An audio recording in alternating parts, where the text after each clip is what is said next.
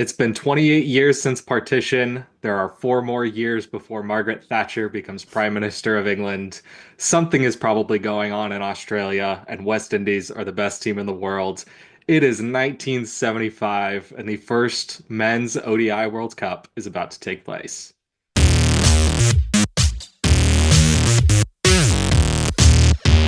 All right, Naresh, what do you know about the 1975 Men's World Cup?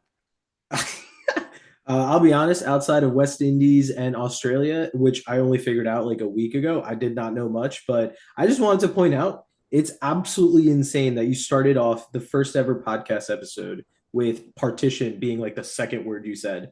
But we'll eventually get to that. But no, in terms of cricket itself, I think we're subverting expectations here where the Indian dude does not know anything about cricket, and I'm gonna learn everything I can from you. So I'm And I think excited for it's, that. to be clear, I learned everything I know from Wikipedia and the sources on Wikipedia about 2 days ago. So Yeah. we are learning together. But 1975, the first men's ODI World Cup, that's not what it's called. It is actually officially called the Prudential Cup because a company called Prudential Assurance sponsored it, but said they wanted it to be named after them. But nobody called it that, including like in the newspapers and stuff. They paid all this money. It was like 100,000 British pounds, Right. and just nobody called it that. But they sponsored the first three, so I guess they got what they wanted out of it. I just think that's a very funny little note to start on. But before we go into more history, I wanna set the tone. I'm gonna give you some rules and some participants. So there are 80 teams. The games are made up of 60 overs, so not the 50 overs we have today. The teams are the six test playing nations. So, in alphabetical order, Australia, England, India, New Zealand, Pakistan, and the West Indies, as well as two kind of wild card teams. So, for this first World Cup, it is Sri Lanka and then East Africa, which is a conglomeration team made up of players from Kenya, Uganda, Tanzania, and Zambia. Okay. It is two pools of four teams. Those teams play a single round robin, then the semis, then the finals. The players are wearing their all whites, just like Test cricket, red ball, like Test cricket. Games are played in the daytime. I think notably, and we'll get into this a little bit later, um, this isn't really a 1 day game. It is a 60 over game. And that is a little bit different than what we have now. And then it is, of course, hosted in England, as Wikipedia or an article I read pointed out, because they were the only country in the world with enough cricket stadiums and infrastructure to host an event this big. So that's why they got the privilege to host. Yeah, I mean, honestly, that makes sense because one, in theory, England is supposed to be good at this sport, which we've talked about offline, but it's great that they have all the infrastructure. It'd be cool if they finally put together a team that is good, but that's a different conversation. But going into the going into the infrastructure part of it, I remember you sending me this 10-minute video being like, hey, watch this as your prep. I was like, I got this. So I watched it in two times speed. And the biggest thing 10 that I minutes is too much. noticed, the biggest thing I noticed is, well, it's the Gen Z in me. I don't have the attention span for that. But no, the biggest thing I noticed was how packed the stadium was. So I think hosting it in pretty much any other country could have been either disastrous because they wouldn't have had the population to actually field a competitive, like packed stadium, or it would have just been a disaster because there would have been no field management whatsoever. But And yeah, you I also don't. just you needed a ton of stadiums for games to be Right, played on the exactly. same days and everything else, and Yeah. they all had to be, world-class facilities. The finals and the video Naresh is talking about is on the official ICC YouTube page. It's a highlight reel of the 1975 finals match, which did take place at Lord's. So that's Lord's cricket ground there. But before we move on to the gameplay, I do want to give a little bit of background to the event, right? This is the first ODI World Cup, as I kind of want to call it now. The first official ODI in men's cricket happened in 1971. So only 4 years before this, which was insane to me. And it happened because England went to Australia to play the Ashes, and the first two tests got rained out, and then the third test got rained out, and the fans were so mad that they, like cricket in England, Australia, were like, we need to do something. Like we have to give them some sort of play because they're all very mad. So on the fifth day of the planned third test, they played an ODI. It was 40 overs, 8 balls and over. So it's actually a little bit longer than the modern standard, which would be 300 balls. This was 320 balls.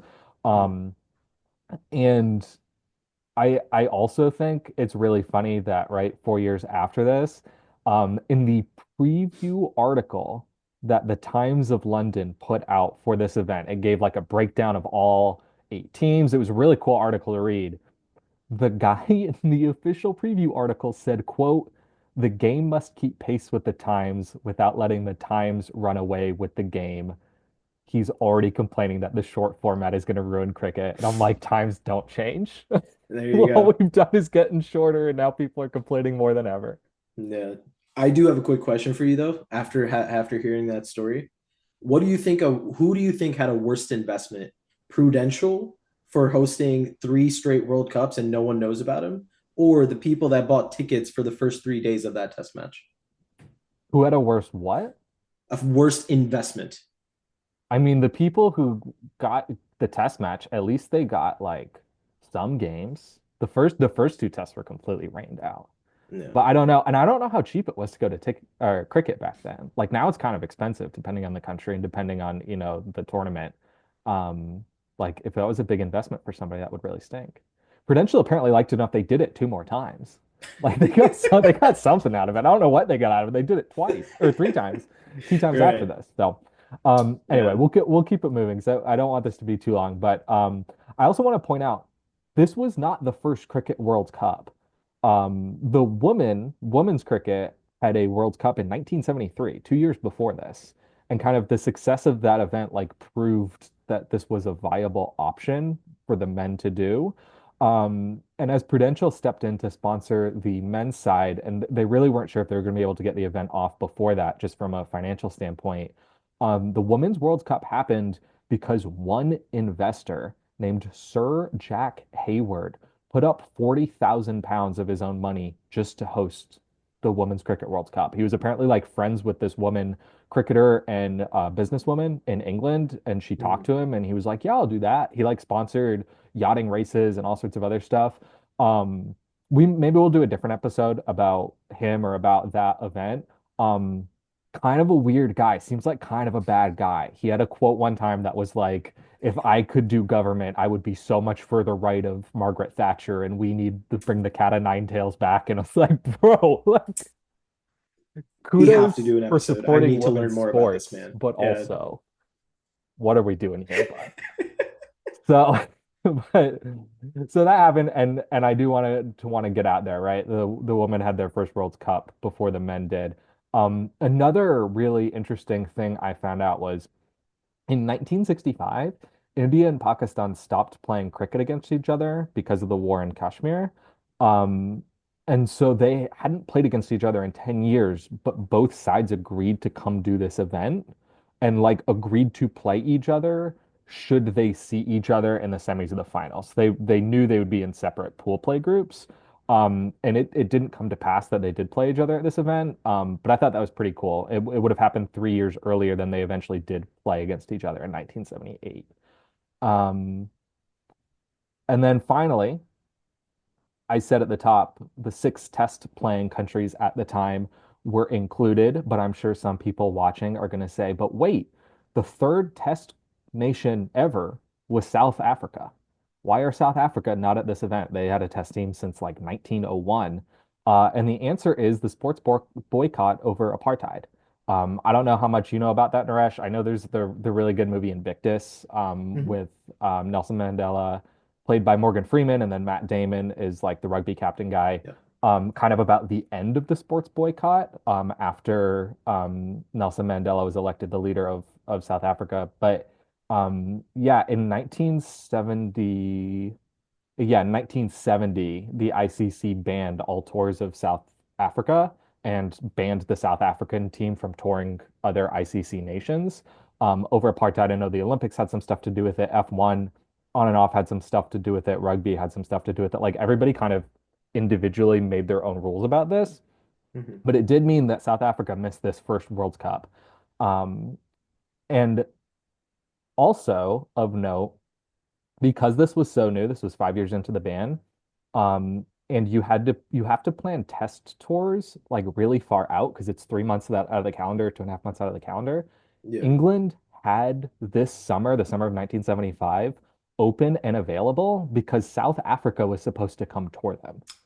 And so it was because South Africa now is kind of banned by the ICC that they had time and they were like, yeah, we'll host that. And under the condition, and this is really funny, we'll host your silly 2 week event under the condition that Australia stay and we play the Ashes again 6 months after we just toured Australia.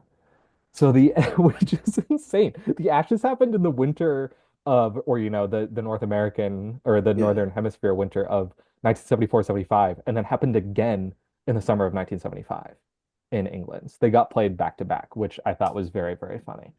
Yeah, that's a lot. There's a lot there.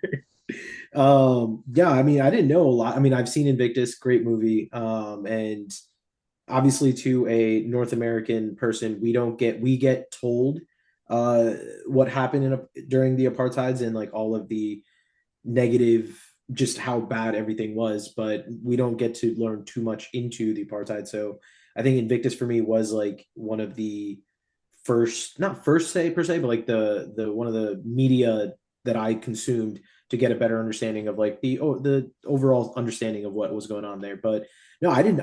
That's pretty interesting. I didn't know about the South Africa relationship to the actual event being hosted, because who knows what happens if that obviously all those bad things didn't happen. South Africa is able to compete. When do we get World Cup earlier? Do we get World Cup later? Even does it even happen? Like I think that's a fascinating domino effect. I think we get World Cup way later. Because like Mm, in the reading that I did and I joked at the top, like I did look at sources other than Wikipedia, and a lot of the articles and like one of the history articles I read that was written a few years ago was like nobody wanted this. Like there wasn't a big push for this. It was kind of like, well, it worked for the woman, and like the name World Cup in soccer is popular. So mhm. like if you guys all agree to come, I guess we'll host it.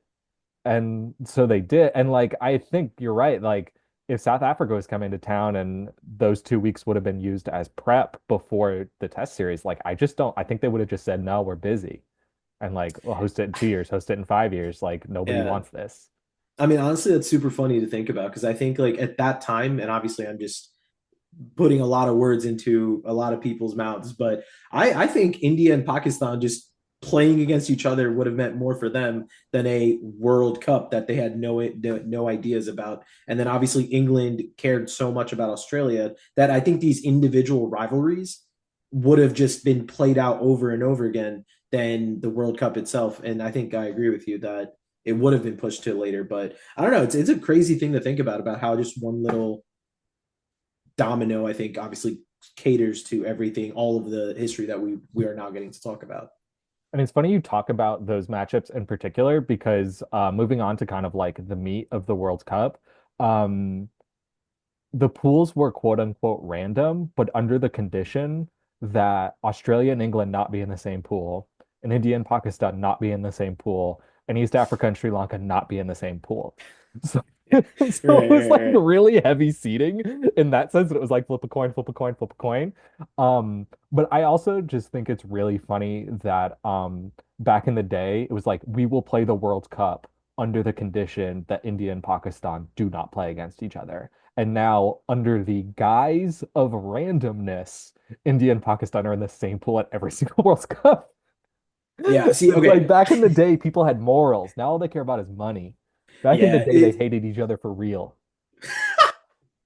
Yeah. See, I did not know until you told me, because I was just always so fascinated at how India and Pakistan just always found each other in a pool play matchup during any of these major tournaments. It's And I was random. like, it's random, just like how steroid tests are random in some of these sports after you do really well. But no, that's crazy. But no, that's I mean, yeah, I mean, money is a huge influence, and the BCCI is very much corrupted. But that's I'm just extrapolating information that I've been told from mostly you, and I guess Wikipedia now, since that's where you get your sources from. Um, but no, it's going into this World Cup. I think that's kind of pigeonholing your pools together, so you kind of get an understanding of what teams are going to end up where. But in your research, did you see that there were pools of death? Because honestly, I didn't like So look yeah, at. that's like the next point. And two, well, two things. Okay, One, huge for New Zealand. okay, They are the only team left with West Indies, guaranteed to not be in the same pool as the best team in the world. Like, there you go. good job, New Yeah, Zealand. yeah, yeah. Um, but yeah, so moving along here. Okay, I am gonna get to Pool of Death, but I want to go over some of the other rules that were in place just so we set the stage. Sure. Sorry. No player can bowl more than 12 overs. So that Okay. means you must have basically five bowlers at least. That's in line with what we have today, right? You can't bowl more than 10, but there's 50 overs instead of 60. Um, games, I said this earlier, games are 60 overs, not one day. So each match actually had 3 days allocated to it, in case of a rainout or in case the game couldn't finish before the light got bad because the stadiums didn't have the big floodlights, so they could only be played during the day. Um, which is why it wasn't really like an ODI World Cup in a sense. It was just a short format.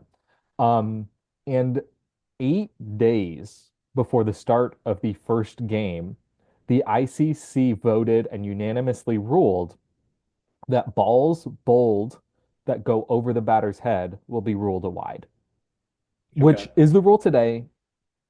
I didn't know when it came in.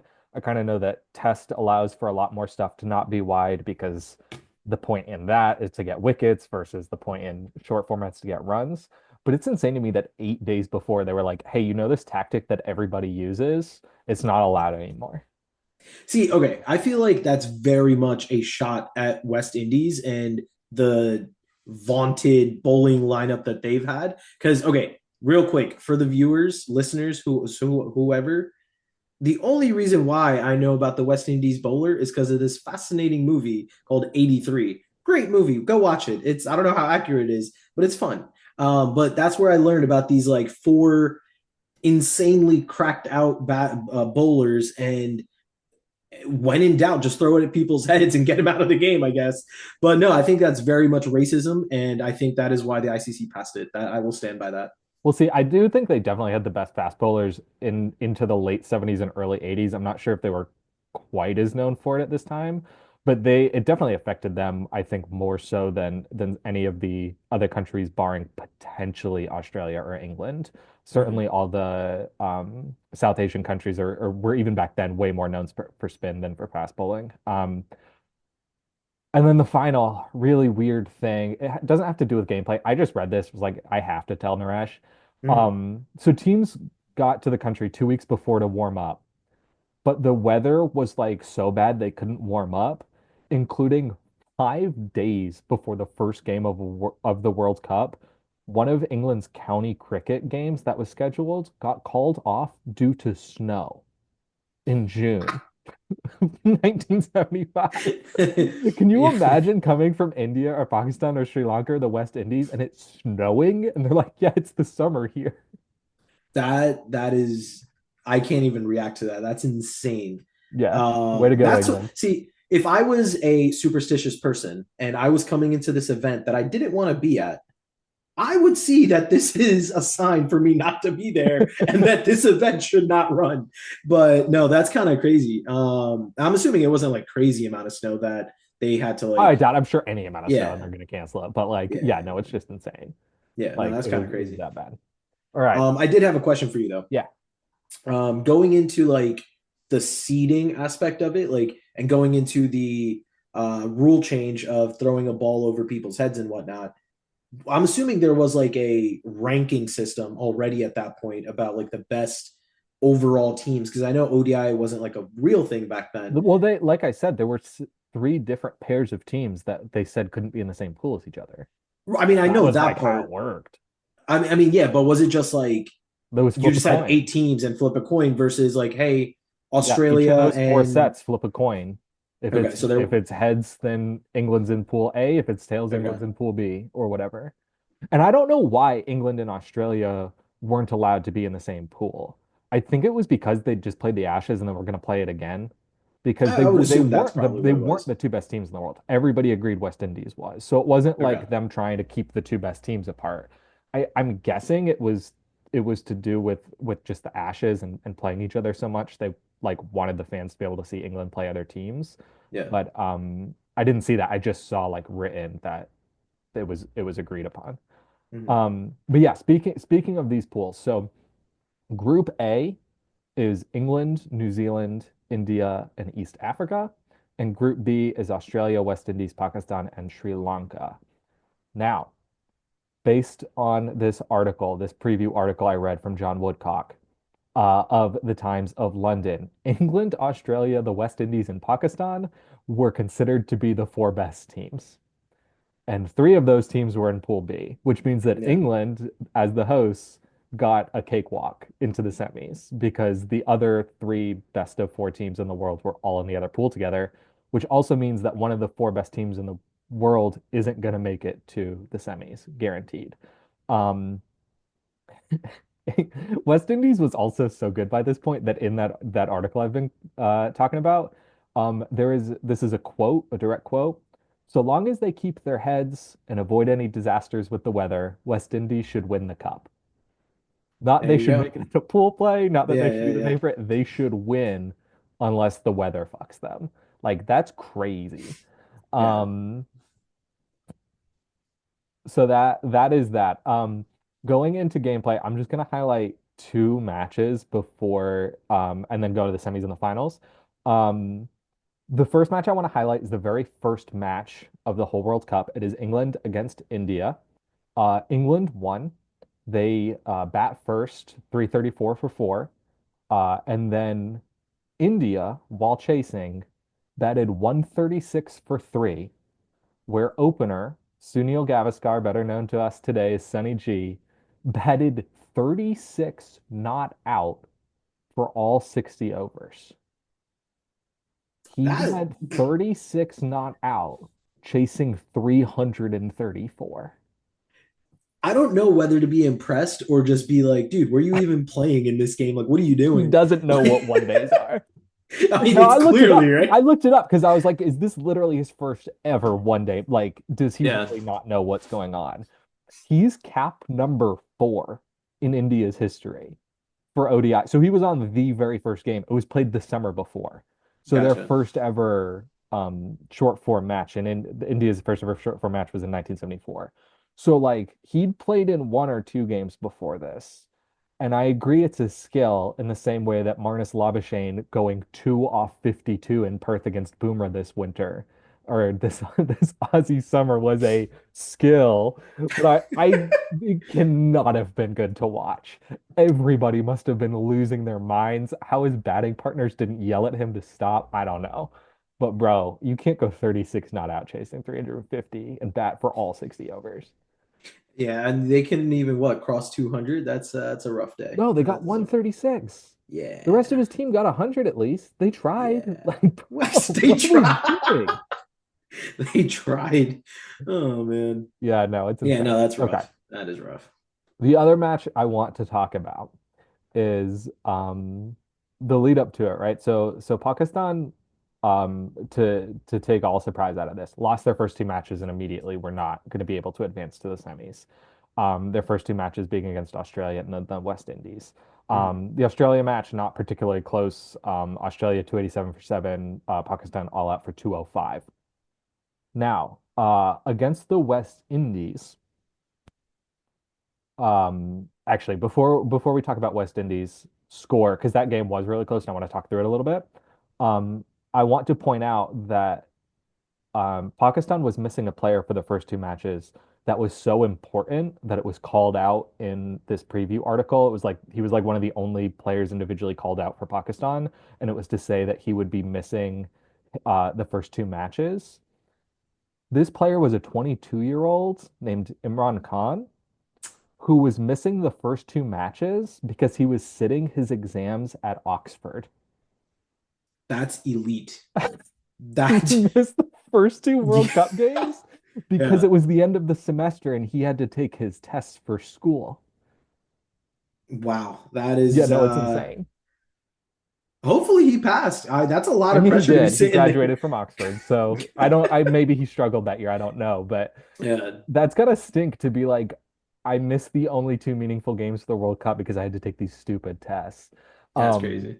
I don't know like how good he was if he would have been in the 11. If not, they mentioned in the article as well that he had captained Oxford the year previously, so that he might have just gotten a call out in this British newspaper because people like would have Knew known the him. captain of Yeah, yeah, Oxford. yeah, yeah. But I just thought it was insane that like you're out here taking your school tests and you should be or like That'll they're work. Yep. Oxford is not going to mess around with this. You cannot skip. You cannot take them early. It doesn't matter. Well, it feels like the American school system should potentially take heed of that because with the way college College sports have gone athletes, now, they're paid. They are they're not in college college. professionals now. Yeah, Yeah, no, they're not students.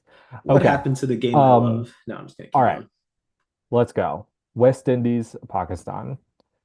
West Indies, or rather, Pakistan bats first. They go 266 for seven.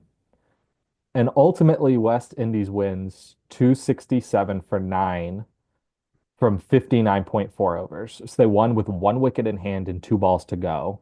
They pulled ahead. Okay. Yeah, yeah, yeah. Again, in a game where Imran Khan wasn't available. And again, Hmm. I don't know if he would have been in that bowling attack, but for what he became, you have to imagine this might have gone differently if he was available.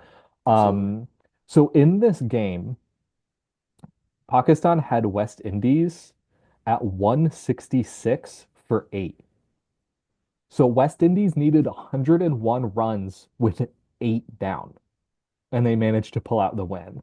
Derek Murray, who was their wicketkeeper, came in at eight and was part of a 37-run partnership with bowler Van Burn Holder, who came in at 10, and then a 64-run final wicket partnership with Andy Roberts to ultimately win that game with two balls remaining. Murray was 61 off 76, Holder 16 off 28, and Roberts was 24 off 48. That must have been an insane game to watch. That yeah, no, that is I'd say the definition of clutch and what like see that's the thing though, right? When you think about this, I'm assuming Pakistan at that point wasn't like like they were a good team on the come up because obviously we know what they end up being, but West Indies when you come into the tournament being like they will win this if they just don't fuck up and to be in that scenario where you have to work with your lower batsmen to have to chase this monumental run chase, that's kind of crazy. I'm assuming West Indies probably hadn't faced that type of pressure before. And the fact that their team was ready to handle it, I think is pretty impressive. And it speaks to how deep that team was and how talented those players were. Yeah, I mean, I think it was the like they'd it's not like they were dominating test to the point that they were sweeping everything. So Mm-hmm. these players definitely knew like what losing felt like and Okay. whatever, but and not quite like 83, right? Like in the movie 83 that I know I've also seen, it's like West Indies had never lost a game at this World Cup and Yeah. in the Yeah. third Yeah. Yeah. edition. So this wasn't quite there. A, that record would have been out, but B, if Pakistan had won that game, and then we assume the final stage of pool play ended as it did with West Indies beating Australia. Then West Indies, Pakistan, and Australia all would have finished 2-1 in the pool. Sri Lanka having gone 0-3. And the tiebreaker was most wins. So it was a point system where if you win, you get four. If it's a draw, you get two. Mm-hmm. If you lose, you get none. So it was if you're tied on points, it's whoever got the most wins. They all had two wins. Then it goes down to run rate. West Indies would have been eliminated. They were third of those three Wild. teams in run rate. Right. So Right. if Right. Pakistan had managed to win this, if they had managed to prevent two runs and bowled two more balls and gotten to the end, they would have won that way. If they'd managed to get one more wicket, they would have won that way. And West Indies wouldn't have like become known as this huge ODI powerhouse. They wouldn't have even made the semis in the first World Cup. Which like I, insane. And again, kudos yeah. to Derek Murray and the bowlers because like that's insane. Yeah, I mean, honestly, I think as of right now, it's just these little domino effects that we're seeing. Like, imagine if Imran Khan had taken one less course that semester. Maybe he shows up and maybe he's available. But it's like crazy to think about where if the difference was two balls and from them being a national from world champion to not even making it. It's kind of crazy when you think about it like that, and that's pretty cool. That is very cool. Yeah, I can't believe that it came down to that. And I feel like it doesn't get talked about. Like it's Oh, everyone's like, for oh yeah, sure. West Indies is the best ever. And it's like they were like 3 balls away from just not even making the first semis. Anyway, speaking of semis, West Indies, New Zealand. New Zealand avoided the West Indies in pool play, beat India, made it to the semifinals, and then got themselves beat real bad. Um, they were 158 all out, and Mhm. West Indies won 159. They lost five and took them 40 overs. So they had 20 overs less and wickets in hand. Quite a drubbing. Now, Australia versus England was the other semifinal. And on the face of things, it looks like a blowout. Australia got chased down what they needed to chase down in just 28.4 overs and had England all bowled out for 93. Oh, shit. And yet, Australia almost lost this game. So they were ultimately 94 for six. Yeah. They chased it down in, like I said, 28.4 overs. Um, and but for a man named Gary Gilmore, I don't think Australia would have won this game. Now, Gary Gilmore is 23 years old, so a year older than Imran Khan. He also did not play in Australia's first 2 games of the World Cup. He actually didn't play in the first 3. He didn't play at all in pool play. Mhm. But just because they decided he wasn't good enough, he was the 12th man. Like he was just around. Now, the conditions before the semifinal were such that they brought him in to bowl because they thought the conditions suited him. Mhm. And he went on to take 6 for 14 against England. 6 wickets on 14 runs. This man, who played 2 games in this tournament, Yeah. led the tournament in wickets because he took 5 more in the final. Yeah. Because that's something I wanted to talk about how this dude, like I was watching the highlights and he had 5 wickets. I was like, oh shit, Yeah, he he's took him. 11 wickets in 2 games and led the entire tournament in wickets. See, okay, when you start saying stuff like that, now I start thinking whoever the coach was should have been fired It from the gets jump. it gets better. It gets so much better. So, like I said, he took 6 for 14. Great. Australia were down, so right, they're chasing 93. Yeah. They were 39 for 6. And then they managed to win without taking another wicket because Gary Gilmore came into bat and was like, "You guys, I just went 6 for 14. I'm not Yeah. losing this game. What are you doing?" He Yeah. went 28 not out off 28 balls to ultimately seal the win. Yeah. In the finals, like I said, he went 5 wickets, 48 runs allowed in bowling, went 14 runs off 11 balls in batting. His entire ODI career consists of 5 games, 42 runs scored, all of them in this World Cup, and 15 wickets taken, 11 of them in this World Cup. This guy came to play once. He Right. came to play at this tournament, and that's it. And like, Legend. I don't know, he played 15 tests for Australia too. I don't know, maybe some Australians know this guy and he's a legend, but like, this is insane. He like came and Yeah. played one tournament, dominated it, and said never again. I mean, that's the thing. He just proved he could do it just to say, fuck off, I'm better than all of you. And then he left. He's like, I've done Except my I part. looked into it. That's not what happened. He just kind of always sucked everywhere else. I don't know why. We need to push a narrative, Keegan. Just So I guess the microphone coaches did drop. know what they were doing. Apparently. Yeah, they brought Yeah, him in right okay. when the conditions were good. Yeah. All right. So I apologize to the Australian coaching staff. You knew what you were doing. And he rewarded you for it. So congrats. Y'all know what you're talking about. Yeah, no, I mean, like, I came across this guy's name and I was like, those are pretty good stats. Let me look this up. I'm sure he's like just a legendary cricketer I've never heard of. And I Yeah. came across these stats and I was like, wait, he only got 15 wicket, but he had 11 and this one tour. Like, And then I was like, yeah. wait, how many runs did he score in his career? It's like 42. And I added his 2 innings, and that was just all this one tournament. Like, this is insane. But Phenomenal. shout out Gary Gilmore. Super cool. 1975 World Cup appearance. Okay, so finals. West Indies beats Australia.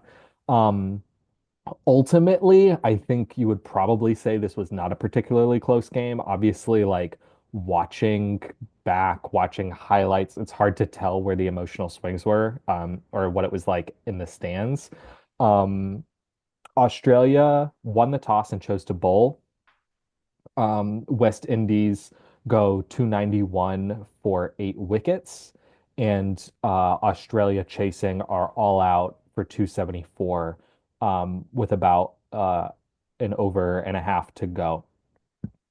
So kind of at the end, it was like everybody knew they were chasing. They were going to need a pretty high run rate, but maybe they could make it close. But they were also 8 and 9 wickets down. Ultimately, they lose. Want to highlight a few players here for West Indies. The top two batters were Clive Lloyd, the captain, the legend. 102 runs. He gets his century off 85 balls. Rohan Kanhai, apologies if I'm saying that wrong, 55 runs off 105. Both of those guys were gotten out by Gary Gilmore. Um, Conhai was bowled. Clive Lloyd caught by the wicketkeeper behind. And again, highlighting the bowling for England here, it's Gary Gilmore, 5 for 48. Um, sorry, not England, Australia. And then Australian batting, Ian Chappell, 62 off 93. Alan Turner, 40 off 54. Uh, Keith Boyce of the West Indies took 4 wickets for 50 runs. The only one other West Indian bowler got a single wicket, and that is because in the finals of a World Cup, Australia were run out 5 times, including both Yeah. of the guys I just highlighted. What are you doing, Australia? It's the finals. 5 times? Half your wickets were just runouts? Like that, what are they doing? This is Okay. crazy. That's also like a So thing in tests. You don't get run out in tests. What I don't did they think they needed every single like in this short format? I don't get it. yeah, so I take back my words. I think the Australian coaching staff should have been fired. I think that is terrible discipline. You cannot get run out like that. That is brutal. Fire everyone who's in charge of that. But I think the big, like as I was watching these highlights, and obviously it was only a 10-minute Yeah. highlight, but I think the biggest thing that I saw was just like the fielding and how much it impacted both teams. West Australia, Indies did have 3 direct hits, 2 of those yeah, from like far away. It was yeah, like crazy. Viv Richards, he had three. Like obviously, I mean, I know of him as this phenomenal batter and like one of the greatest batsmen to have ever played. But in this Viv game, Richards, 23 years old, youngest member of the West Indian team at this World Cup. there you go. And I think he had like a decent. I don't think he had like a great batting attack He had in a this bad one. finals, I know that. Not sure Yeah, about his other stats. but like he totally made up for it because he had three throws. I think two of them were direct hits to Yeah. the wickets, and he got 3 wickets in the finals by himself, and that's crazy. Because and now when you juxtapose it to what the Australian fielding team did, and the commentary even said it, where they were like, it would have been hard catches, but it should have been caught. And I Yeah. think that was the difference in the game. Where in a game where they lost by like what 17 or 18 runs, it was Yeah. Yeah. right like that I, 5 runouts, three dropped catches. Like these are all things that I think start to add up. And I think for me that was the biggest thing that I saw. But but I think there was a point that I saw some of these fans reach over the line, start getting some fours. I don't know. Look like a lot of West Indians fans over there. I want to talk about like the fans and what I saw in these highlights as a Yeah. separate section because this Okay. was nuts. The final 2 things I wanted to highlight here, one of them is like actually really involving the fans, but the one that isn't was, and I don't know if you caught this, Naresh. West Indies opener Roy Fredericks. Mm. Final line here, 7 runs off 13 balls. He got out, hit wicket, which is not a phrase that I knew, and I had to go look up. I've only been following cricket for 3, 4 years now. Yes. And I Yeah, yeah, yeah. know you can get out this way. I didn't know that was the official call.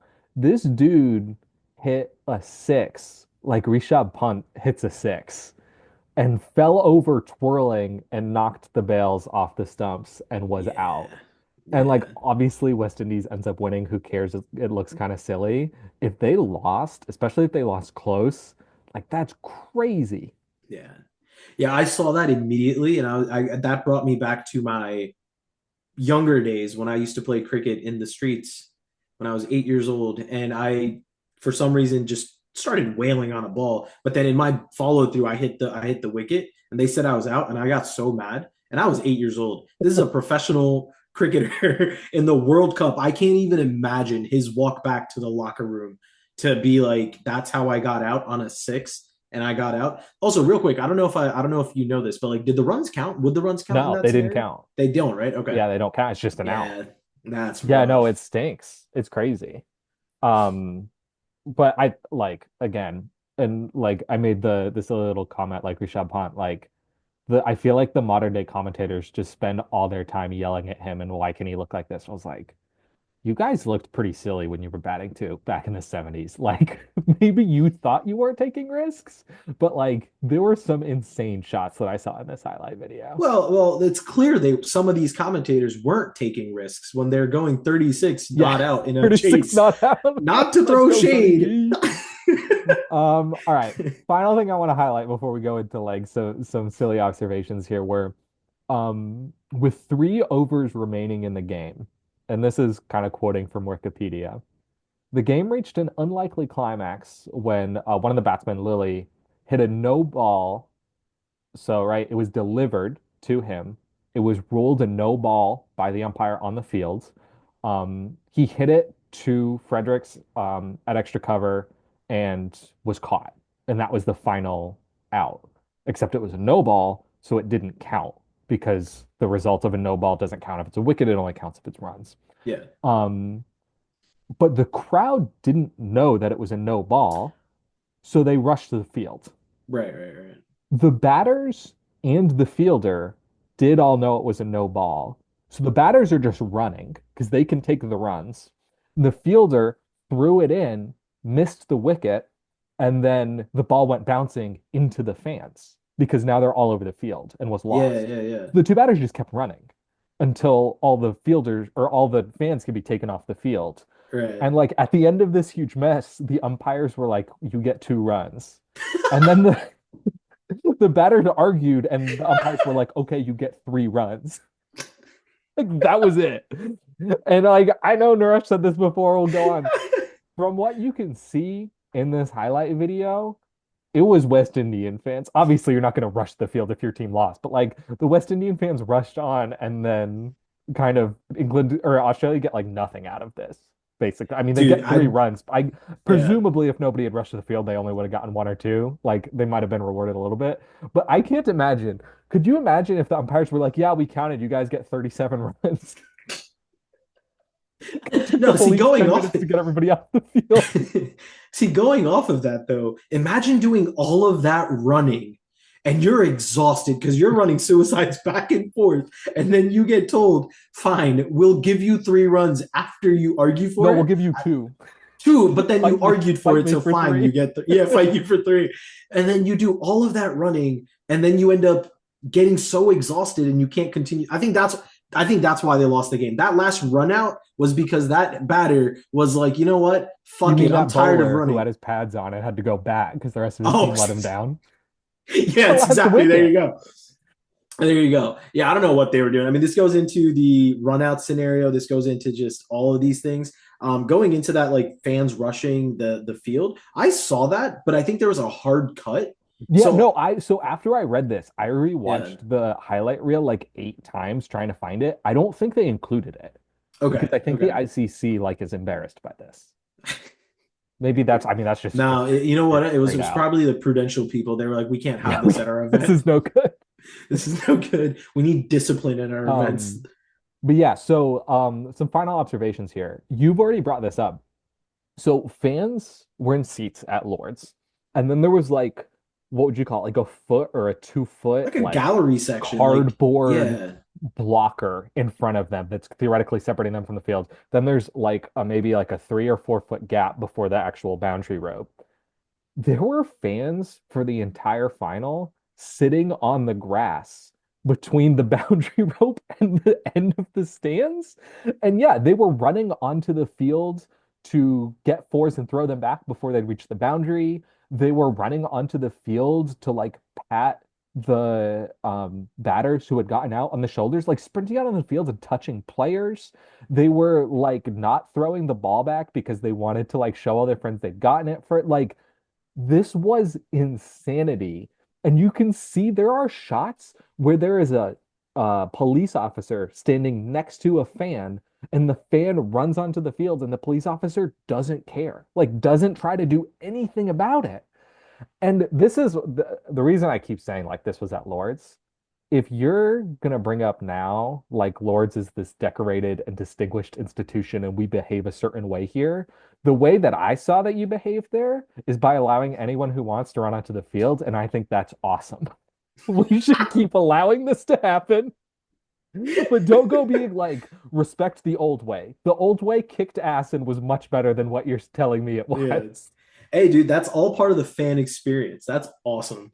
Imagine being able to see. Okay, the reason why I specifically brought that up was because I remember. I think um, it was a West Indian batter hit a ball. It was going to the boundary. Australian fielders running after it. He's about to get there. Maybe if he dives, he can stop it from being a four. Next thing you know, you see like two or three fans pick up the ball that this dude is like about to get, and I'm just like, what do you call there? How do you call that? Is that a ground rule double? Obviously, for our cricket fans, maybe you don't know ground rule doubles. But if a fan gets in, if a fan touches a ball that's about to go into the boundary or whatever in baseball, that's a ground rule double. Automatically, you get put on second base. So what happens here in this scenario? Do you get the four? Do you only get like however many runs you took? Like what happens in that scenario? Yeah, I don't know. It was like unwieldy, and I bring it up again just because like there was security there and the security didn't care. Like Yeah, people did not yeah. view this as a problem to be solved. I And don't think it I was a I problem. I think think it's that's cool. elite. I mean, Yeah. I will say the like and it might have been the 1979 final where I saw this. Mhm. I'm sure it happened in 75 and it just didn't make the highlight reel though. It was like fans would like literally run out onto the field and like grab hold of and hug the players who had just gotten out. Yeah. Like that's not okay. Because Yeah. like you don't know what those people are gonna do. You don't want someone sprinting up to you and can you imagine like you've just gotten out, so you're pissed about that, and then somebody just comes sprinting at you? Like you don't know. The fact that they were all managed, or at least in the highlight video, like they all stayed calm and like weren't worried, like that's insane to me. That I could not Hey, do bro, that. we used to be a society, is what I would say. I think at that, Yeah, this was pre 9/11. That's really where we yeah, need to go with that's this. what it was. Bro, you've brought up partition, 9/11, and apartheid in this podcast. It's Cricket's crazy. an cricket's it's just an international game, and you need Yeah, international touchstones to talk about it. yeah. But no, so I think the one fan that stood out, I swear every time I watched like a clip that was going to the like about ball that was going to the boundary, it was this one fan in this like navy blue sweater who was it felt like the dude was everywhere. Zach Hempel would have been proud of him, like straight up. Like this dude was everywhere, just running on a certain side of the field, and he's getting to every ball. It was phenomenal. Um, but yeah, no, that was I thought the fan experience was really cool. Obviously, can't do that anymore. I think there's too much money involved, and you can't be. There's like barbed wire between the fans Oh and the shit! field at some, I swear at some states. I don't remember if it's India Yeah, or South Africa, but like yeah, I have seen it in T20 games. Again, I don't gotcha. remember if it's SA20 or the IPL, but like there are, yeah, there's like literally barbed wire now Yeah, between fans and yeah. No, that's players, which makes sense. yeah. All right, final thought here that I want to give um about it used to be better. Cricket used to be better. The sport, quote unquote, used to get played by gentlemen. I don't know when that was, but it was not the 1970s because these men are wearing button-up shirts that are tucked in, and then they do one button, and then from their belly button up is just completely undone, and they look like sex. They are just all sex appeal all the time. The long flowing hair, the mustaches, their shirts are all the way undone. And Yeah, now people are like, are you going to act like that? Are you going to dress that way? It was like, did you not play in this time? These guys look amazing. Like, yeah, this is crazy that this is like being dressed up for cricket looks like. yeah. No, they were very fashionable. I think it was it Clive Lloyd? That was his name, correct? That's his name. Yeah, I mean, he's the He one who had the night. famously has the glasses and kind Yeah, of the like your okay. glasses right now. Yeah. Okay, hell yeah, represent. Um, I think it was like Clive Lloyd and I think Viv Richards where they had this their nice little like two not like their Peaky Blinders hat. I don't know how else to describe it, Yeah, but they had yeah, that nice little hat. They looked like they could go out on town and just have a good night. yeah. But Yeah. they were cooking people with that. No, it's crazy that it was like full whites, no advertisers, but really it just looks like linen shirts that aren't tucked in and like tight white Yeah. pants. And it's like, yeah, you wore that straight to the club. Like you Okay, didn't okay, okay. change. So Could you imagine that speaking, today? Like Pat Cummins coming in at you, he's unbuttoned like down to his midriff. You got Coley like coming in with chains and he has like the top few buttons undone. He has all his chains hanging out. That would look so cool. These guys could bring it back. yeah. Okay. Going off of that, did you get to see how the umpire looked? My Yeah, boy looks I took a screenshot. I'm gonna edit it into this because this umpire in 1975, I think he was born in 1815. This straight up. The first thing I thought when I saw this was my boy is straight up Scrooge in like a pharmacist like guy. attire. I was like, what is happening right now? I think he counted the runs. I think when the Okay. fans rushed, he Yeah, yeah, counted how yeah. many times England ran, and the Yeah. other umpire had to overrule him. I think he was like they ran 108 times. And the other guy was like, it took an hour to clear the fans, and he's like, but they ran 108 times. That's 108 runs, and he had to get overruled because I wouldn't be this surprised. man, yeah, no, he definitely thought that the sport should be played by gentlemen and that it was not with these guys looking like this. But yeah, that umpire was phenomenal. Yeah. All right. That's everything I got on 1975. Did you learn about the Cricket World Cup, Naresh? I did. I did. I think it was very fun. It was definitely cool to learn a bit more about these historical players and just obviously these one shot wonders. Shout out my boy Gilmore. Was that his name? That's his Yeah. name, right? Yeah, yeah, hell yeah, I got it. I'm learning. Yeah, no, it was pretty cool. I think it was definitely for someone that like in the mid 2000s, I really got into cricket when I went to India to visit family for the first time and seeing how passionate they are. And then like not watching it again until you got me into it again. Like I think it's definitely interesting to look at some of that history and look at some of the great games. And honestly, these a lot of those players, we kind of touched on it. I think they would have had a lot of fun in current day cricket. I think these guys would have just went out there and started wailing on balls just because it looked they were playing some very creative shots from what I saw Yeah, for the I think time. so. Yeah.